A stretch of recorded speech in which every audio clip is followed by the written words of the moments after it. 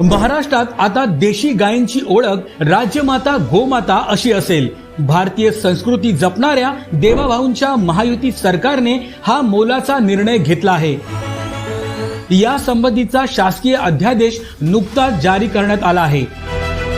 महाराष्ट्रात देशी गायींच्या संख्येत वाढ करून त्यांचं संवर्धन करण्याच्या दृष्टीने देशी गायींच्या पालन पोषणासाठी पशुपालकांना प्रेरित करण्यासाठी हा महत्त्वाचा निर्णय घेण्यात आला आहे। राज्यात देशी गायींच्या संवर्धनासाठी प्रति गाय प्रतिदिन 50 रुपये अनुदान देण्यात येईल। गोशाळांना अत्यल्प उत्पन्न असल्याने त्यांच्या मदतीसाठी हा निर्णय घेण्यात आला आहे। त्या देशी गायीचं संवर्धन झालं पाहिजे म्हणून हा दर्जा देण्यात आलेला आहे। आणि एवढंच नाही तर ज्या ठिकाणी पांजरपोळा